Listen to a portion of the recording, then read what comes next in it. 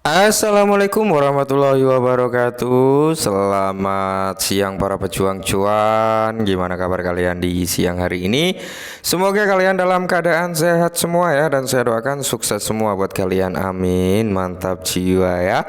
Dan tetap ya kan kawan, secangkir kopi atau secangkir minuman dingin lah, seperti jus, es teh manis ya kan, atau apalah ya yang buat kalian seger-seger di cuaca panas seperti ini teman-teman, untuk menemani kalian semua ya melihat rekondisi daripada keadaan cryptocurrency, yang dimana kalau kita lihat bersama-sama teman-teman, untuk market cap-nya mengalami presentasi koreksi ya, karena terakhir itu di area 1,62 kalau nggak salah, kali ini berada di area 1,61 triliun. Bitcoin dominance masih sama di range 51,9%, fear and greed-nya juga masih sama. Bong ya teman-teman, Bong Inu ini ngebulnya nggak main-main ya, karena memang dia listing gitu di dalam platform Binance teman-teman. Untuk withdrawalnya nanti kayaknya tanggal 16 besok ya. Luar biasa, dan saya ucapkan selamat buat teman-teman semua yang mungkin pegang Bong gitu ya kan. Sayang sekali Bong saya sudah saya jual jauh-jauh hari teman-teman ya. Jadi ya ketika ngebul kayak gini ya nggak bisa menikmati kalau saya teman-teman, karena memang saya jual waktu itu udah cuan gitu teman-teman, udah profit, jadi nggak apa-apa ya.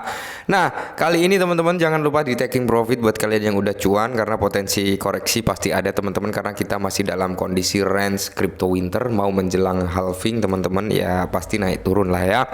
Kalau kita lihat untuk kinerja daripada Bitcoin sendiri juga mengalami penurunan teman-teman, kali ini berada di area 42.500 ya, minus sebesar 0,80%. Dan beberapa altcoin juga mengalami penurunan, tapi ada beberapa yang mengalami presentasi kenaikan seperti Solana, XRP, BNB ini dalam kondisi yang masih didominasi dengan icu teman-teman. Nah kali ini ada sedikit informasi yang cukup menarik nih, datang dari XRP Ripple teman-teman ya. Ini mantap jiwa nih kayaknya kalau untuk long term teman-teman, tapi kalau untuk short term jangka pendek kayaknya kurang gitu dengan modal sedikit. Mungkin kalau modalnya banyak untuk jangka pendek oke lah, naik 5-10% aja udah kerasa gitu cuannya, tapi kalau modalnya kecil ya belum kerasa gitu. Oke, kita langsung saja menuju ke pembahasannya teman-teman.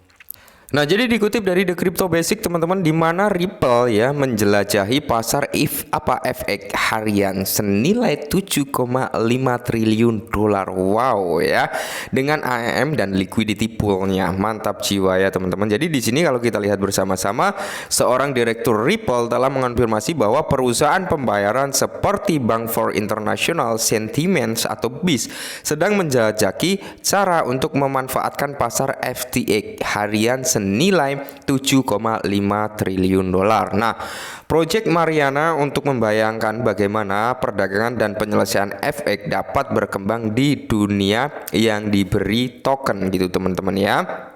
Di dunia. Oke. Nah, di sini jadi menyatakan bahwa pasar keuangan terbesar secara global adalah pasar valuta asing. Pasar ini mengalami volume perdagangan harian sebesar 7,5 triliun dolar. Bank for International Settlements atau BIS ya teman-teman, dengan Project Mariana ya. Jadi BIS percaya bahwa prospek sistem keuangan yang diberikan token untuk merevolusi pasar saat ini sudah dekat. Nah, khususnya proyek ini merupakan perusahaan patungan dengan Bank Sentral Perancis, Singapura, dan Swiss teman-teman. Mantap jiwa ya. Jadi di sini pun dari Direktur Ripple yang mengonfirmasi eksplorasi Ripple. Oke, nah jadi mengomentari Project Mariana, Direktur Ripple Joey Volona mengatakan bahwa ini adalah inisiatif menarik yang sedang dikembangkan oleh Ripple dalam kata-katanya.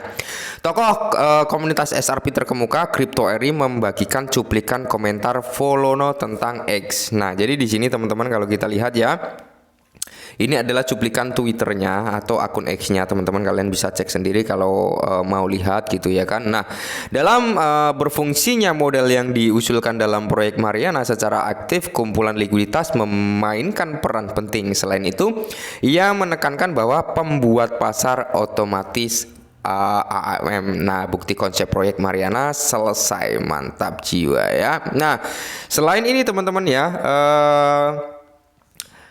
XRPL AMM. Nah, jadi khususnya komunitas XRP menunggu AMM di buku besar SRP yang didorong melalui amandemen XLS 30D. Peluncuran AMM menunggu konsensus validator yang belum memenuhi ambang batas yang disyaratkan dengan pemungutan suara yang sedang berlangsung saat ini.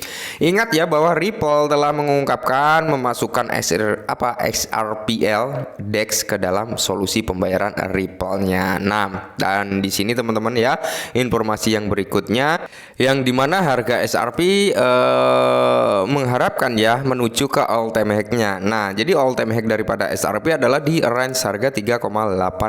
Nah, kapan hal ini akan direbut kembali ya kan? Nah, jadi di sini teman-teman ya, ketika kenaikan yang sangat dinantikan semakin dekat, platform analitik kripto Changli ya telah mengisyaratkan kemungkinan waktu bagi SRP untuk merebut kembali all time high-nya, yaitu di kisaran $3,84. Nah, SRP menunjukkan kinerja positif tahun ini dengan kenaikan harga sebesar 83,52% year to date ya.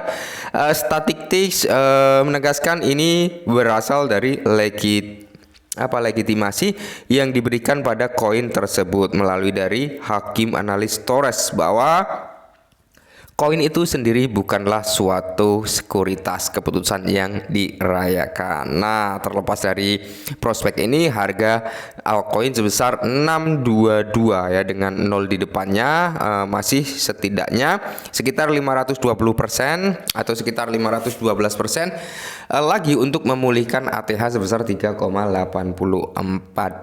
Nah, jadi kalau mau ke all time high-nya dengan harga SRP di kepala 62 teman-teman, ini membutuhkan presentasi kenaikan sebesar 512% teman-teman ya.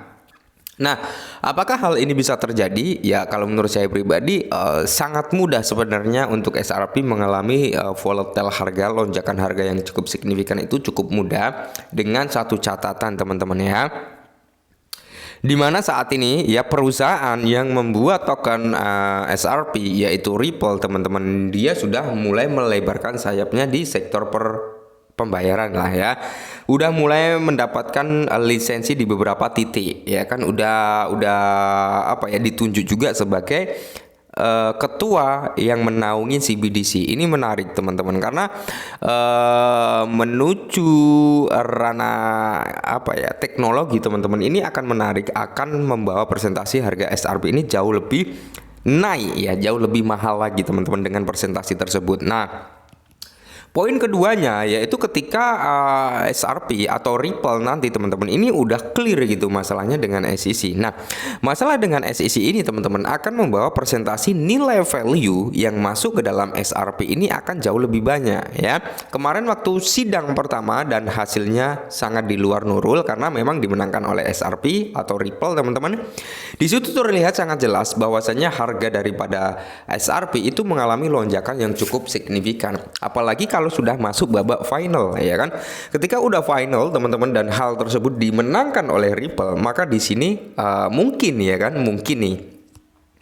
gelondoran value atau dana yang akan masuk ke dalam SRP ini akan lebih tinggi atau lebih banyak dibandingkan dari sidang pertama ya. Itu teman-teman, apalagi menuju ke adopsi masal CBDC ini juga akan membawa nilai positif bagi SRP. Karena apa?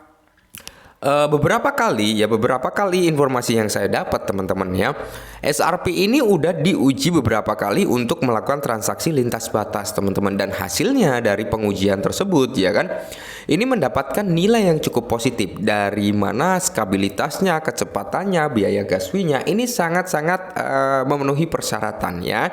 Tingkat keamanannya teruji. Nah, itu informasi yang saya dapat teman-teman ya. Biaya gas yang dihasilkan atau yang terjadi ketika melakukan transaksi lintas batas menggunakan SRP dan teknologinya Ripple Labs ya, itu membawa nilai gas fee yang jauh lebih murah dibandingkan menggunakan sistem Swift gitu teman-teman ya.